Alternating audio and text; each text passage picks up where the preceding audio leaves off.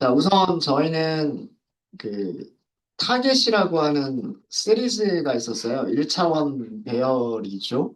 1차원 배열처럼 생각하실 수 있죠. 여기에는 문자열이 들어가 있어요. 사실 타겟인 경우에는 레이블 인코더를 사용하지 않아도 사이클런 같은 경우에는 사이클런에 있는 여러 가지 머신러닝 모델들은 그 문자열로 그대로 잘 예측을 해줘요. 가능은 하지만 이거를 레이블 인코더를 이용해서 바꾸겠다는 그런 내용입니다. 그래서 레이블 인코더를 먼저 생성을 할 거고요. 어, 레이블 인코더 하고 생성을 해주시면 되겠죠. 그 다음에 레이블 인코더를 이용해서 그 타겟을 변환시키는데 그 타겟 변환시킨 거는 Y라고 할 거예요. Y는 레이블 인코더 점 그리고 fit 트랜스폼 하시면 됩니다. 여기서는 무엇을 할 거냐면 타겟을 변환시키시면 돼요. 이렇게 쉐입만 한번 볼까요? y.점 shape 하고서 쉐입만 보시면요. 333개의 레이블들로 이루어진 1차원 배열입니다. 그러니까 0과 1과 2가 섞여 있는 1차원 배열이에요. 요거는 아까 보여드린 적 있었죠. 아마 오전에는 레이블 인코더 설명드리면서 fit 트랜스폼의 결과를 리절트라고 하는 변수에 저장을 했을 텐데 우리는 y라고 하는 변수에 이번에는 저장을 해본 거예요. 출력 안 해보셔도 되겠죠. 이렇게 해서 어, 타겟은 변환이 끝났어요. 타겟은 그래서 주석으로 설명을 드리면 이거는 레이블 인코더 객체를 생성을 한 거고요. 그 다음에 여기서는 타겟을 인코딩을 한 거죠. 그 다음에는 그 피처와 그 다음에 y를 여기서 만든 y예요. 훈련셋과 테스트셋을 나누는 거를 먼저 하겠다고 했어요. 그러니까 피처에 있는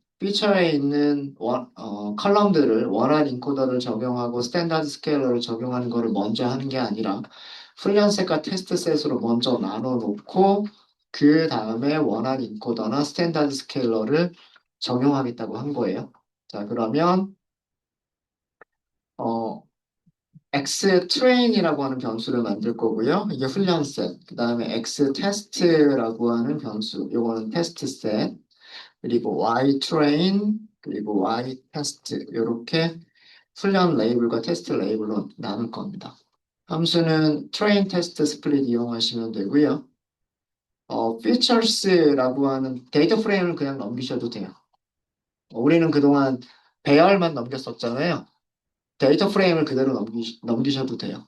트레인 테스트 스플릿이 2차원 배열도 훈련셋과 테스트셋으로 나눠주고요. 그 다음에 그 실제로 나눠줘요. 그러면 features와 y 여기서는 y를 사용을 할 거고요. 그 다음에 테스트 사이즈는 20%를 사용하기로 했고요. 랜덤 그 난수 시드 랜덤 스테이트라고 하죠. 랜덤 스테이트는 42로 하고요. 스트래티파이를 넣어줄 거예요. 스트래티파이. Y가 그 클래스들을 레이블들을 가지고 있잖아요. 012라고 하는 레이블을 가지고 있고 그 012의 비율을 훈련셋과 테스트셋에서도 그 비율을 그대로 유지할 수 있게끔 하기 위해서 스트래티파이를 넣었어요. 네, 이렇게 하시면 훈련셋과 테스트셋이 나눠졌을 겁니다. 우선 여기 훈련셋과 테스트셋만 먼저 보면요. numpy.unique, numpy.unique, value count로 볼까요? ytrain.value count. 네, 이렇게 죄송합니다. 배열에는 다시 value count가 없죠. 시리즈만 value count를 가지고 있죠. 판다스점 다시 시리즈 이렇게 하셔야 되겠네요. ytrain.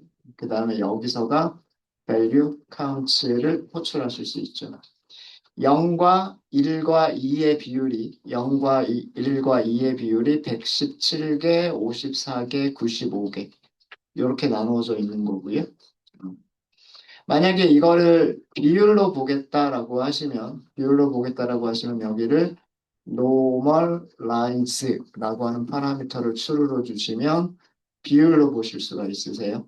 0은 43%, 2는 35%, 1은 20%라는 뜻입니다. 이렇게 비율로 보실 수가 있죠.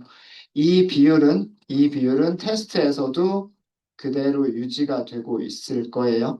판다스점 시리즈 y 테스트 이렇게 해서 여기서 value count 이렇게 하시면 0과 1과 2가 있죠. 0이 29개, 1이 14개, 2가 24개가 있어요.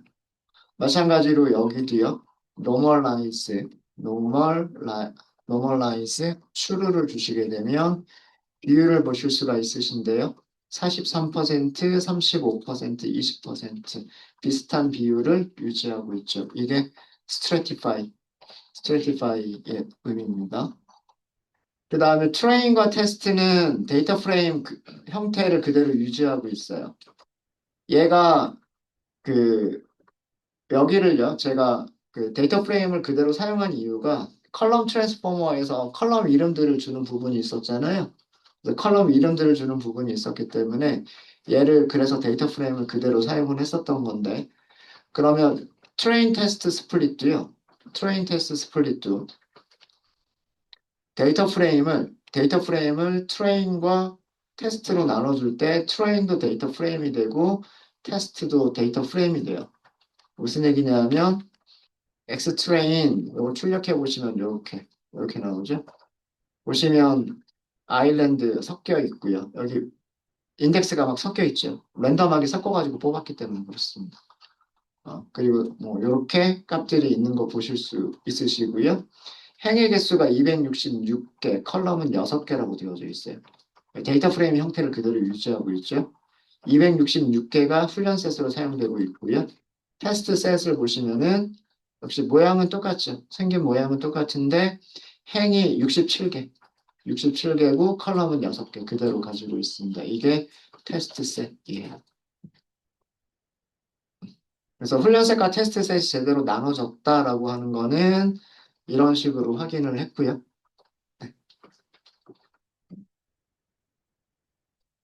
자, 훈련 셋과 테스트 셋을 나눴으니까 이제 우리는 여기 훈련 셋이 있었잖아요. 아까 훈련 셋, 뭐 트레인 앞에서 해야 돼.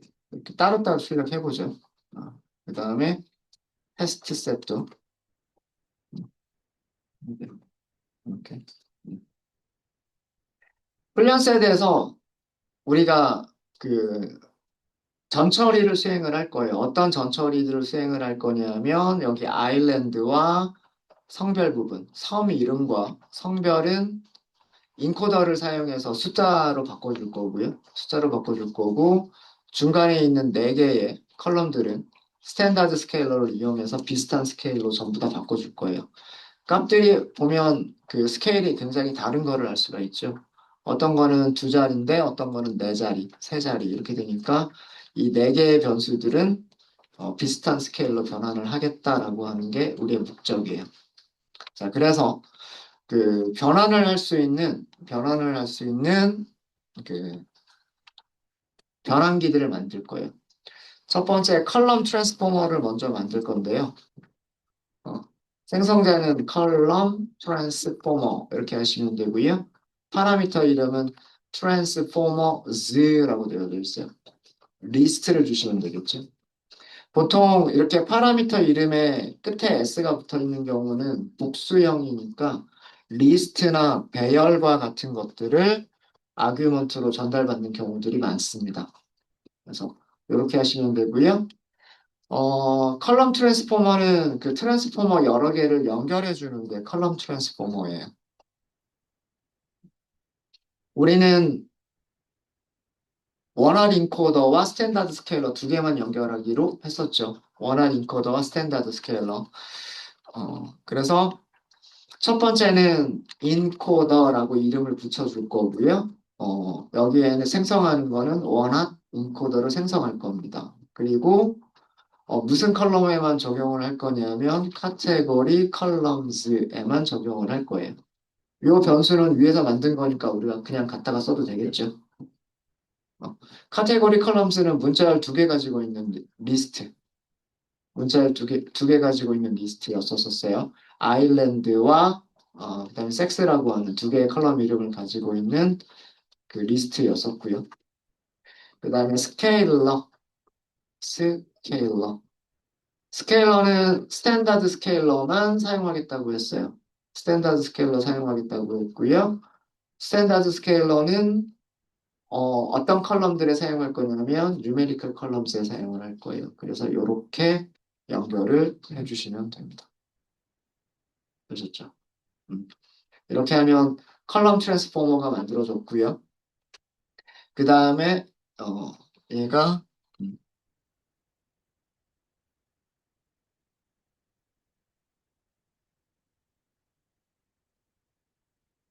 그 다음에 각각의 컬럼들을 다 변환을 했으면 그 컬럼들을 이용해서 우리는 머신러닝 모델을 훈련을 시켜야 되잖아요. 그래서 예측기, 에스티메이터, 에스티메이터를 생성하도록 하겠습니다. 에스티메이터는 로지스틱 리그레션으로 할 거예요. 그래서 변수 이름을 로지스틱 리그레션 이렇게 하죠. 로지스틱 클래스 이름은 로지스틱 리그레션이고요. 음. 로지스틱 리그레션 클래스의 그 다른 값들은 다 기본 파라미터들은 기본 값들로만 이용을 할 거고요.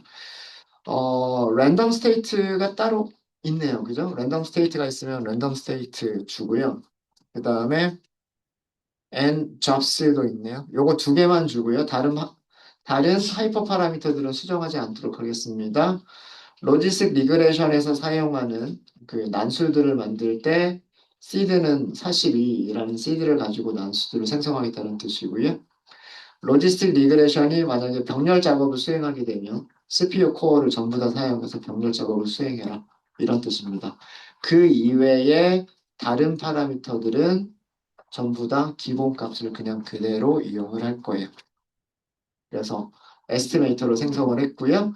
이제 우리는 트랜스포머하고요. 트랜스포머와 에스티메이터를 연결하는 파이프라인을 생성하시면 돼요.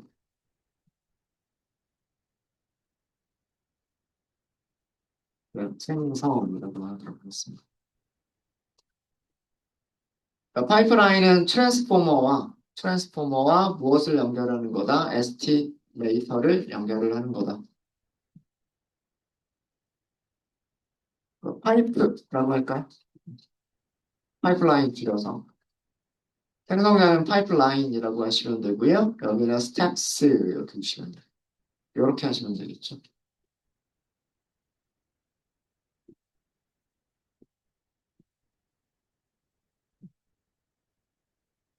첫 번째 파이프라인과 두 번째 파이프라인 이렇게 주시면 되는데요. 첫 번째 파이프라인은 트랜스포머를 연결을 할 거예요. 그래서 트랜스포머 이렇게 할게요. 우리가 만든 게 컬럼 트랜스포머죠. 여기 컬럼 트랜스포머가 요거잖아요. 그래서 요걸 그대로 쓴 거예요. 변수 이름을. 그 다음에 에스티메이터라고 할까요? 에스티메이터. 우리가 에스티메이터로 만들어둔 게 뭐냐면 로지스틱 리그레션이잖아요. 그래서 여기를 로지스틱 리그레션 이렇게 하시면 돼요. 이렇게 하시면 모델을 훈련시킬 준비가 끝난 거예요. 여기까지 하시면.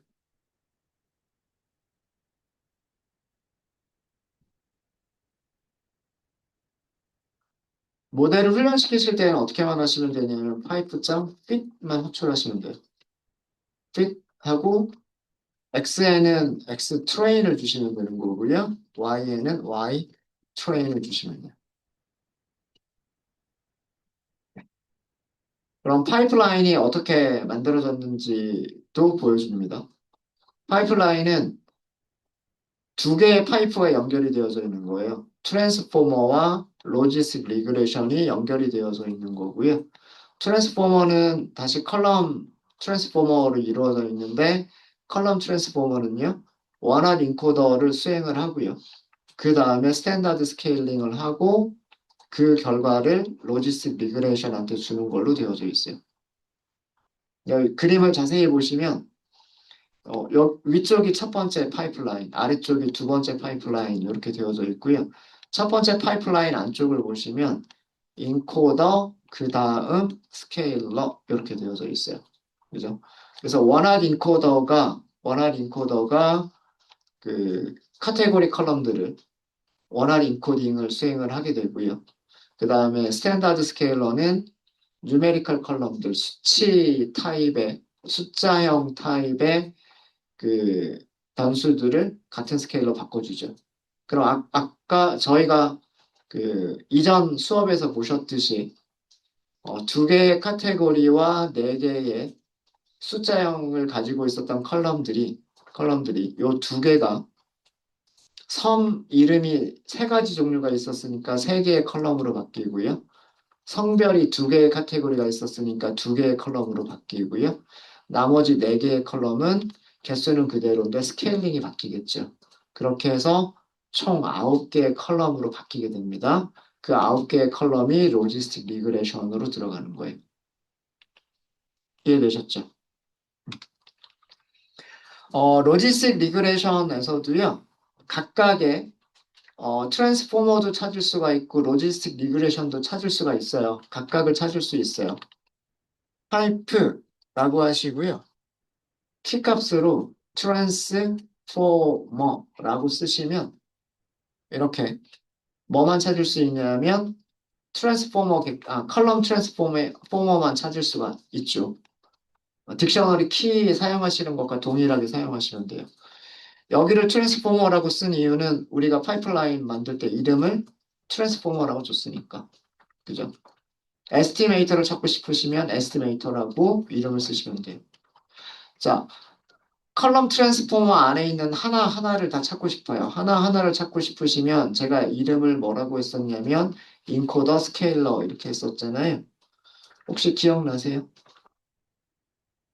컬럼 트랜스포머에서 컬럼 트랜스포머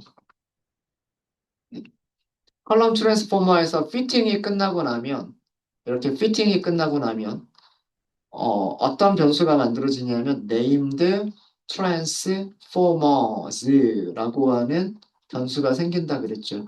named transformers. 뭐 이름 못 외우시면 복사를 하셔도 돼요. 복사하시고 여기에서 named transformers 이렇게 하면 얘가 뭐예요? 딕셔너리가 나오죠. 딕셔너리가 나오니까 마찬가지로 이렇게 하셔가지고 인코더 이렇게 하시면 인코더 객체만. 자, 딕셔너리에서 키 쓰는 방법 아시겠죠? 여기서 파이프라고 하는 변수는 요 전체 여기서 키 값으로 트랜스포머라고 하시면 그 파이프라인에서 첫 번째 파이프. 첫 번째 파이프가 컬럼 트랜스포머이기 때문에 컬럼 트랜스포머에서는 named transformers라고 하는 속성 뒤에 키 값을 써주시면 돼요. 그러면 인코더를 찾을 수가 있어요. 원활 인코더다라는 뜻이죠. 원활 인코더. 그럼 원활 인코더가 어떻게 만들었는지 어, 카테고리즈라고 하는 속성이 아마 있었을 거예요. 카테고리즈 이게 아일랜드가 세 가지 카테고리가 있었고 그 다음에 성별에는 이렇게 두 개의 카테고리가 있었다라고 하는 거예요. 그래서 5개의 컬럼이 만들어졌다라는 그런 내용입니다. 스케일러도 비슷하게 찾으시면 되겠죠. 스케일러에서도 여기 파이프, 트랜스포머, 네임드 트랜스포머스, 그 다음에 여기 키 값으로는 스케일러 이렇게 하시면 돼요. 네. 그거는 여러분들이 한번 해보시고요. 로지스틱 리그레션은 선형회귀 방정식을 찾았겠죠. 그죠? 선형회귀 방정식을 어떻게 찾았는지를 보시면요. 그건 이렇게 하실 수 있으세요. 파이프라인에서 에스티메이터를 찾으시면 돼요. 그러면 로지스틱 리그레션이라고 나오죠. 그죠? 그 다음에 이 로지스틱 리그레션에서 콜 if 이렇게 하시면 개수들을 찾을 수가 있죠. 이게 9개의 개수가 나올 거예요. 9개의 개수가 나오는 이유가 뭐냐면 앞에 있는 세 개는 그 앞에 있는 세 개는 섬 이름들. 섬 이름이 세 가지 종류가 있었잖아요. 그 세 가지 종류에 곱해지는 개수들이에요. 그 다음에 뒤쪽에 그 다음 두 개의 숫자는 성별이 있었잖아요. 성별에 곱해지는 개수들이에요. 그 다음에 숫자 4개 나오죠. 이 숫자 4개는 숫자 타입 변수 4개 있죠. 스케일링 된 거. 거기에 곱해지는 숫자들이. 그러니까 얘가 모델 파라미, 훈련이 끝난 그 에스티메이터에서 찾은 모델 파라미터들이죠.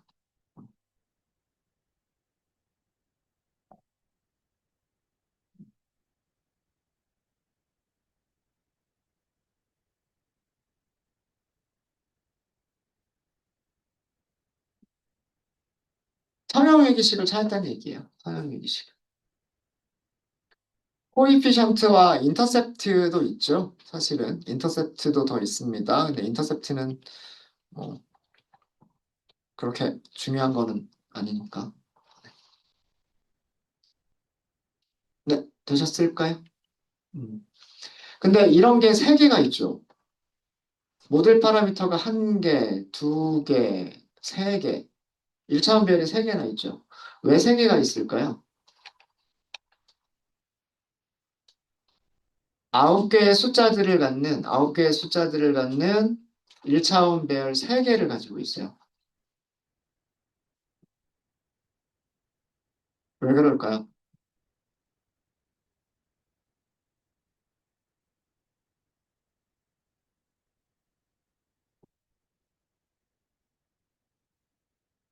이거 아셔야 돼요. 이거 아셔야 되는데.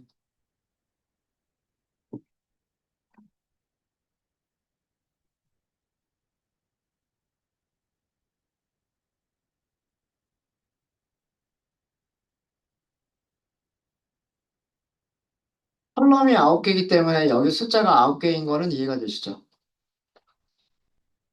컬럼이 왜 9개인지도 아시겠죠? 워낙 인코딩으로 컬럼의 개수가 늘어났어요.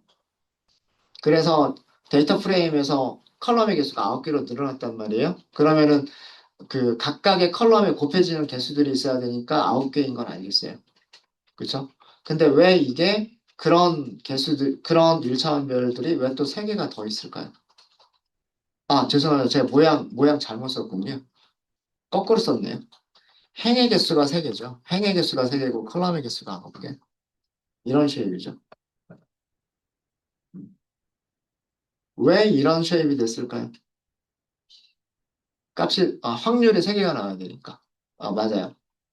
무슨 얘기냐면, 여기 있는 9개의 개수들은, 어, 이런 선형회기식을 AX 더하기 B라고 하는 그런 선형회기식을 만들어줄 거잖아요. 근데 그 선형회기식이 소프트맥스 함수로 들어가서 첫 번째 클래스가 될 확률을 계산할 때 사용하는 선형회기식. 그 다음에 두 번째에 있는 아홉 개의 파라미터들은 소프트맥스 함수에 들어가서 두 번째 클래스가 될 확률을 계산할 때 사용할 선형회기식의 개수들. 그 다음에 세 번째 선형회기식의 개수들은 세 번째 클래스가 될 확률을 계산하기 위해서 필요한 선형회기식. 그래서 세 개의 확률이 필요하잖아요. 0번 클래스가 될 확률, 1번 클래스가 될 확률, 그리고 2번 클래스가 될 확률. 이렇게 세 가지가 필요하기 때문에 그래서 행이 3개고요. 컬럼이 9개인 거는 피처가 9개이기 때문에 그렇습니다.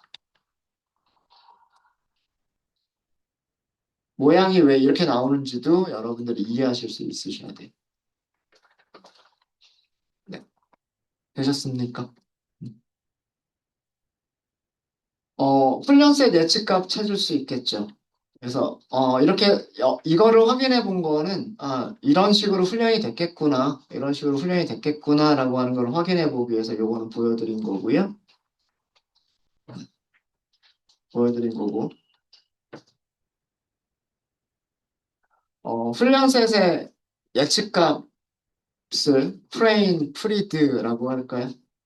파이프에다가 그냥 바로 예측해 주세요라고만 하시면 돼요.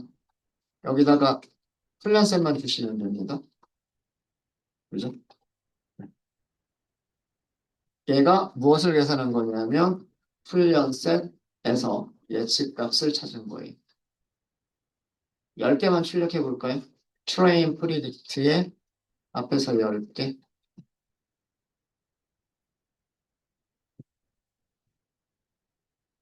0, 1, 2가 이렇게 섞여 있죠.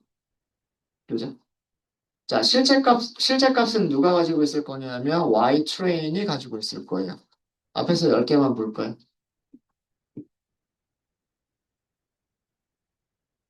2를 2로 예측했다는 뜻이고요.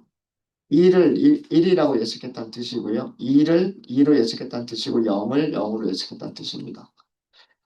앞에서 한 10개만 살펴봤는데 잘 예측을 하는 것 같아요. 그죠? 다 살펴보지는 않았지만. 그럼 전체적으로 몇 개가 맞았고 몇 개가 틀렸는지는 컨퓨전 매트릭스를 보면 클래스별로 한꺼번에 확인할 수 있죠. 네, 컨퓨전 매트릭스를 CM이라고 할게요. 그냥 간단하게. 컨퓨전 매트릭스. 여기에는 실제 값을 주게끔 되어져 있고요. 실제 값은 Y-train. 그 다음에 예측 값을 주게끔 되어 있어요. 예측 값은 train predict. 이렇게 해서 그 결과를 출력해 보시면 이렇게 나오죠. 오, 하나밖에 틀리지 않은, 하나밖에 틀리지 않은 그런 모델입니다. 원활 인코딩 사용했고요.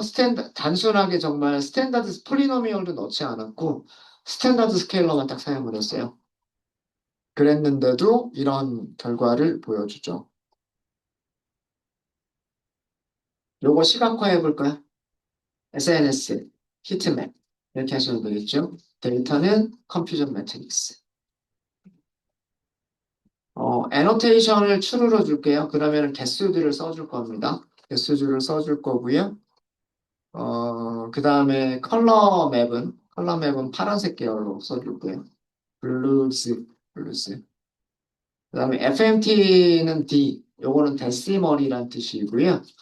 117을 117을 1 곱하기 10의 2승 이렇게 표현하는 게 아니라 그냥 117이라고 하는 숫자를 그대로 쓰겠다는 그런 의미예요. 이렇게 하고 plt.show 이렇게 하시면 이렇게 나오겠죠. 0을 0이라고 예측한 게 117개고요. 0을 0이 아닌 1이나 또는 2로 예측한 거는 한 개도 없어요. 2를 0이라고 잘못 예측한 게 한 개가 있고요. 1이라고 정확하게 예측한 거는 53개가 있어요. 그러니까 틀린 거는 여기서 한 개가 있네요. 2를 2라고 제대로 예측한 게 95개, 잘못 예측한 거는 한 개도 없어요. 이해되시죠? 012의 그 이름을 그대로 써주고 싶으시면, 012의 이름을 그대로 써주고 싶으시면, 무엇을 이용하시면 되냐면, 우리 그 레이블 인코더 사용하시면 돼요. 레이블 인코더에서, 파라미터 이름 먼저 써야 되겠군요. 파라미터 이름은 xtick labels인데, xtick labels의 레이블 인코더의 클래스 이름들, 이렇게 주시면 돼요. 마찬가지로 y tick labels라는 파라미터의 레이블 인코더의 클래스 이름들이라고 주시면 무엇을 주냐면 이렇게 아델리, 신스트랩, 젠투라고 하는 실제 그 펭귄의 종류 이름들을 써주죠. 이게 012의 순서였었잖아요. 이렇게 쓸 수 있어요.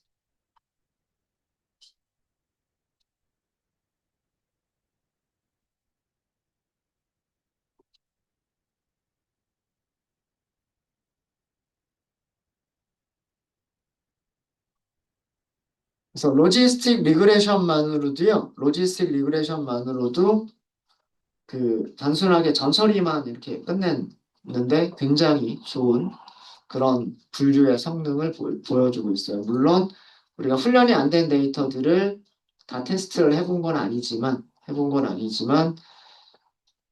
적어도 훈련 세트에 대해서는 굉장히 정확하게 맞추고 있다는 걸 보여주고 있습니다. 클래시피케이션 리포트 한번 볼까요? 프린트, 클래시피케이션 리포트. 요거 사용하실 때도 마찬가지죠. 파라미터는 실제값과 예측값 주시면 돼요. 실제값은 y train, 그 다음에 예측값은 train predict. 전체 훈련 세대는 전체 266개의 샘플이 있었고요. 266개의 샘플들의 정확도가 1.0, 100%라고 나오는데 이거는 반올림된 걸 거예요. 99.99. 하나가 틀린 게 있기는 하죠. 그죠? 여기 클래스가 0, 1, 2라고 되어져 있고요. 0, 1, 2는 0을 그 양성으로 생각을 했을 때의 정밀도 재현율 F1 스코어. 그 다음에 여기는 2를 양성으로 생각했을 때의 정밀도 재현율 F1 스코어. 그리고 여기는 2를 양성으로 생각했을 때, 그리고 나머지를 음성으로 생각했을 때의 정밀도 재현율, 그리고 F1 스코어. 여기서는 타겟 네임을 따로 주지 않았죠. 그래서 0, 1, 2라고 그냥 그대로 나오고요. 아마 클래시피케이션 리포트에도 변수 파라미터 이름이 있었나요? 타겟 네임스라고 하는 게 있었죠. 타겟 네임스를 주시면 0, 1, 2 대신에 타겟 이름들을 실제로 쓸 수가 있을 거예요. 레이블 인코더의 클래스 이름들 이렇게 주시면 아델리, 신스트랩, 젠투 이렇게 표시가 될 겁니다.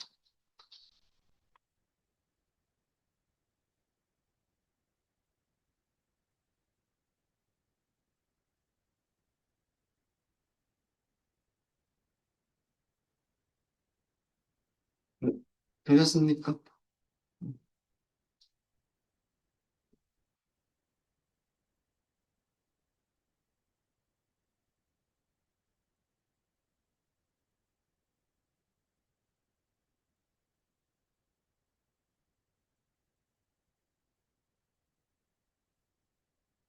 만약에 그 하이퍼 파라미터를 튜닝하시겠다라고 하실 때는요, 이 훈련셋과 검증셋으로 나누신 다음에 훈련셋에서 훈련을 시키시고 파라미터 검증할 때는 밸리데이션 셋을 따로 쓰셔야 돼요. 지금 우리는 그냥 훈련셋만 나눠놓고 검증셋 따로 나누지 않은 상태예요. 근데 그게, 검증셋을 따로 나누기보다는 교차 검증 이용하시면 검증셋 따로 만드실 필요가 없죠. 5폴드가 기본이기 때문에 훈련셋에서 폴드를 5개를 나누고요. 5개 중에 4개를 훈련할 때 사용하고 하나는 검증할 때 사용하죠. 그래서 5번 그 훈련하고 테스트한 결과를 평균 내서 점수를 주기 때문에 크로스 밸리데이트 함수나 혹은 그리드 설치 CV 함수를 이용하시게 되면 그죠? 그런 걸 이용하실 때에는 여러분들이 검증세 직접 나누실 필요 없이 그냥 파일 폴더 하겠다라고만 해주시면 알아서 거기서 검증세 만들어서 검증을 하게 돼요. 네, 크로스 밸리데이트도 해보시면 좋으실 거예요. 하는 방법은 어렵지 않잖아요. 어, 벌써 잊어버리시지는 않으셨겠죠? 우리 임폴트에서 크로스 밸리데이트를 임폴트를 하지는 않았는데 from 사이클론 크로스 밸리데이트도 매트릭스에 있었나요? 크로스 아니군요. 모델 셀렉션이다. 모델 선택이라고 아마 있었던 것 같아요. 모델 셀렉션즈에 크로스 밸리데이트가 있죠. 크로스 밸리데이트. 이렇게 하실 수도 있겠죠. 이렇게 하실 수도 있으실 겁니다. 크로스 밸리데이트 한번 써볼까요? 파이프라인이 있어도 크로스 밸리데이트 쓸 수 있어요. 크로스 밸리데이트 쓸 수 있습니다. CV라고 할까요? 크로스 validate 이렇게 하시면 돼요. 파라미터는 우선 에스티메이터가 지정이 돼야 되잖아요. 그죠? 에스티메이터는 파이프 넘기시면 돼요. 그 다음에 X는 훈련 셋이니까 트레인. 굳이 검증 셋으로 나눌 필요가 없다는 얘기예요. 교차 검증을 하실 때는 훈련 셋을 우리가 직접 훈련 셋과 검증 셋으로 나눌 필요 없이 그냥 훈련 셋 전체를 넘겨주면 교차 검증이 알아서 폴드들을 나누고 그 폴드들을 이용을 하기 때문에 어, 크게 우리가 따로 나누실 필요가 없어요. 그래서 훈련색과 훈련 레이블을 그대로 전달을 하시면 되는 겁니다. 그 다음에 또 사용할 만한 것들이 n잡스, 그다음 return train score 이런 거 요런 정도를 조금만 더 넣으시면 되겠네요. n잡스는 마이너스 1로 할게요. 그 다음에 훈련 세트 점수도 같이 볼까요? return train score라고 되어져 있을 겁니다. 지금. 네, 이렇게 하셔가지고 그 결과 출력해 보시면 이렇게 나오죠.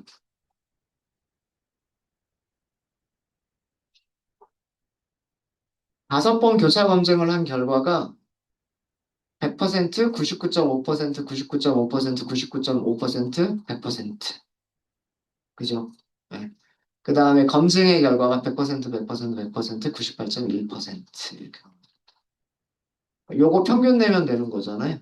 그죠? 그러니까 넘파이 점 평균 교차 검증 트레인 스코어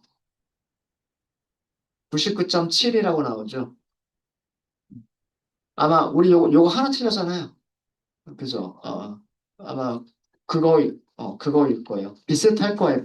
정확하게 똑같지는 않지만 비슷하게 나올 거예요. 그냥, 넘파이점 민, 교차 검증, 테스트 스코어. 이렇게, 네, 이렇게 하셔야 되겠죠. 99.6, 이렇게 나오죠. 그러니까 이게 검증셋 점수로 생각하시면 되는 거예요. 얘를 훈련셋 점수, 얘를 검증셋 점수라고 생각하시면 돼요. 그러니까 하이퍼 파라미터 튜닝 하실 때는 이 검증셋 점수가 높은 거를 찾으시면 되는 거죠. 우리 모델에서는 뭐 거의 정확하게 예측을 하고 있습니다. 거의 정확하게. 되셨을까요? 음. 자, 그러면 만약에 우리가 이렇게 해서 그 다른 모델들과 비교를 해보진 않았지만 뭐 KNN이라든가 디시전 트리라든가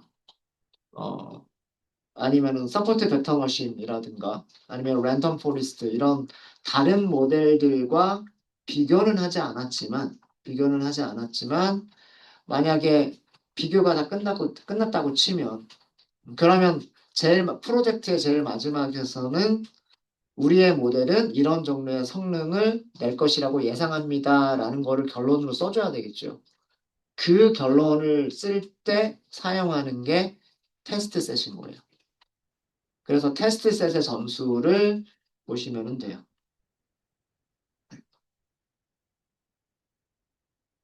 테스트 셋에서도 우리가 그, 어, 히트맵을 그려보기 위해서 예측값들을 먼저 찾아볼게요. 테스트 프리딕트라고 하셔가지고요. 파이프라인에서 그냥 바로 프리딕트 하시면 돼요. 여기에다가 X 테스트만 넘기시면 돼요. 그럼 예측값 바로 찾아줍니다. 테스트는 우리가 컬럼 트랜스포머나 혹은 스탠다드 스케일러 같은 것들을 적용하지 않았죠. 그런 적이 없잖아요. X 테스트를 보면 그냥 데이터 프레임이란 말이에요. 전환되기 전에 그냥 그런 데이터 프레임이죠. 이 데이터 프레임을 누구한테 줬냐면 파이프라인한테 주면서 예측값 찾아주세요라고 한 거예요. 파이프라인이 컬럼 트랜스포머를 가지고 있고 컬럼 트랜스포머가 원활 인코더 가지고 있고 스탠다드 스케일러 가지고 있죠. 그러니까 테스트 셋을 컬럼별로 변환해 주는 것도 파이프라인이 해줄 거고요. 그 다음에 파이프라인이 에스티메이터, 로지스틱 리그레션 가지고 있죠. 로지스틱 리그레션을 가지고서 얘가 예측한다라고 하는 것도 파이프라인이 다 가지고 있는 거예요. 그래서 이렇게 그냥 데이터 프레임 자체를 그냥 이렇게 주셔도 되는 거죠. 그죠? 이제 그러면 우리는 그 컴퓨전 매트릭스를, 여기서의 컴퓨전 매트릭스는 테스트 셋을 가지고서 만들어 보시면 되겠죠. y true는 y 테스트가 실제 값이고요. y 프리드는 테스트 프리딕트가 예측값. 이게 CM.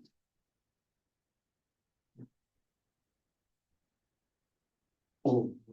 야, 여기서도 하나가 틀렸군요. 여기서도 하나만 틀리고 나머지는 다 맞춘 그런 결과를 주고 있습니다. 이것도 시각화를 해보시면은요. SNS 히트맵, 데이터는 CM, 컬러 맵은 파란색 계열, 애노테이션,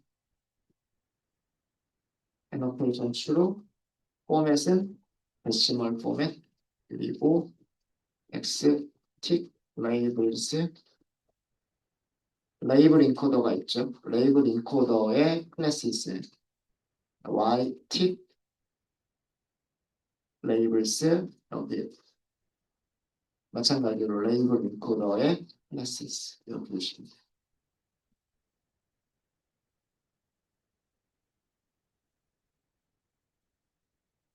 여기는 숫자들을 그대로 그냥 그림으로 그린 것밖에 없으니까요.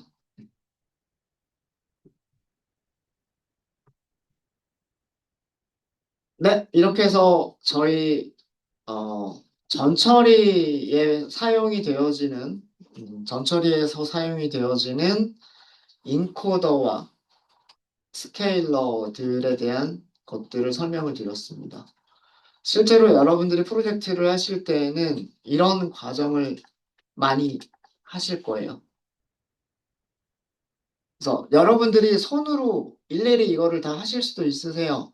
뭐 예를 들어서 그 클래스가 두 개가 있으면 음, A라고 하는 클래스는 0, B라고 하는 클래스는 1 이런 식으로 어, 데이터 프레임에서 직접 여러분들이 그런 작업을 하실 수도 있는 거고요. 있는 거고 수작업으로 뭐 어, 아니면 사이클런에 이미 이런 게 만들어져 있으니까 레이블 인코더, 오디널 인코더, 원활 인코더 뭐 이런 것들이 만들어져 있으니까 이걸 이용하시면 굉장히 편리하게 카테고리 타입들을 숫자로 인코딩을 쉽게 하실 수가 있으시고요. 그리고 그걸 이용해서 모델 훈련시키는 것도 쉽게 하실 수가 있으세요. 그래서 아마 여러분들 교재에서는 그 인코더를 사용하시는 인코더와 그 다음에 그 스케일러 같은 것들을 같이 연결하는 컬럼 트랜스포머를 사용하는 방법이 아마 없을 거예요. 그래서 그 컬럼 트랜스포머 사용하시는 방법도 여기서 알려드렸습니다. 만드시는 방법은 이렇게. 컬럼 트랜스포머는 그 트랜스포머들을 어떻게 컬럼별로 적용하고 싶을 때 사용하시면 돼요. 되셨죠? 네. 혹시 질문 있으십니까? 이렇게 해서 펭귄에 대한 거는 요 정도로 할게요. 하이퍼 파라미터 튜닝은 여러분들이 시간이 있으시면 직접 한번 해보시고요. 질문 없으세요? 그럼 쉬는 시간 갖기 전에 제가 질문 하나만 드릴게요. 카테고리 타입의 변수들에는 원활 인코더를 적용하고 싶어요. 지금처럼. 여기처럼. 원활 인코더를 적용하고 싶어요. 근데, 어, 숫자 타입의 컬럼은 스탠다드 스케일러만 적용하는 게 아니라 폴리노미얼 피처들도 만들고 난 다음에 그런 다음에 스탠다드 스케일러를 쓰고 싶어요. 그럼 어떻게 해야 될까요?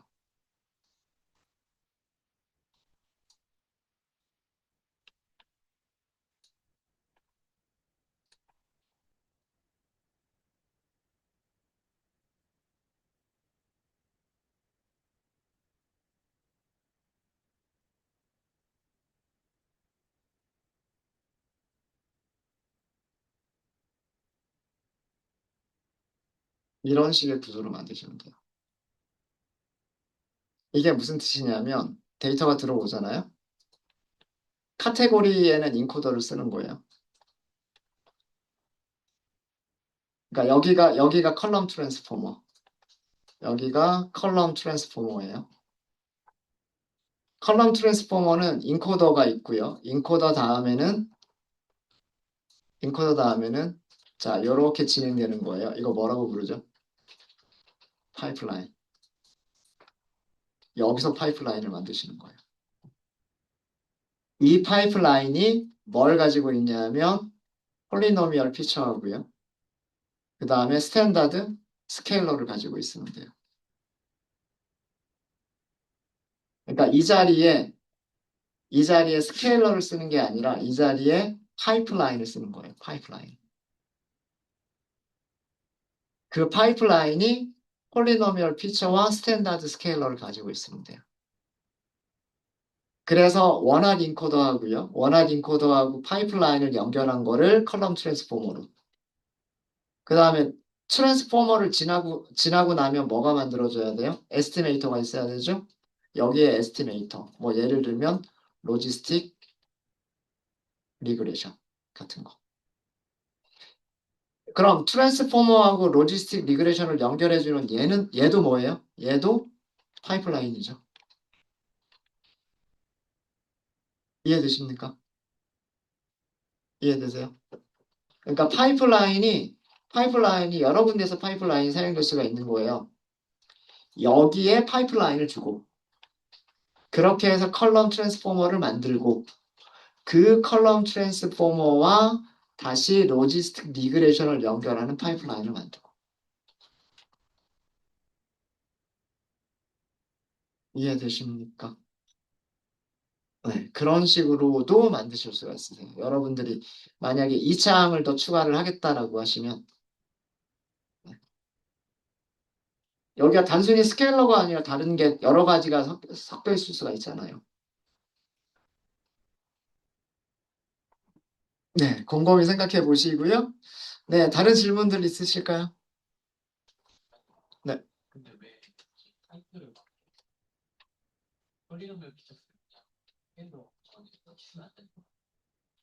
아, 여기를 세 개? 아, 아, 순서대로 진행이 되면, 아, 그게 안 되는, 잠깐만요. 따다다. 그게 안 되는 이유가 뭐냐면, 폴리노미얼 피처스를 써버리면, 폴리노미얼 피처스를 써버리면요, 예를 들어서 변수가 두 개밖에 없으면, x1하고 x2가 있다고 할까요? x1과 x2. 그러면 변수가 몇 개로 늘어나냐면, x1, x2가 있을 거고요. x1의 제곱이 있고, x2의 제곱이 있고요. 그 다음에 x1하고 x2를 곱한 게 있겠죠. 얘네들이 생긴단 말이에요. 그쵸? 어. 그러니까 적용할 컬럼들이 더 많이 생기는 거잖아요. 스탠다드 스케일러를 적용할 컬럼들이 더 많이 생기는 거란 말이에요. 그렇죠. 그죠? 근데 지금 그 말씀 주신 거는 뭐냐면 여기를 요렇게 쓰시겠다는 거잖아요.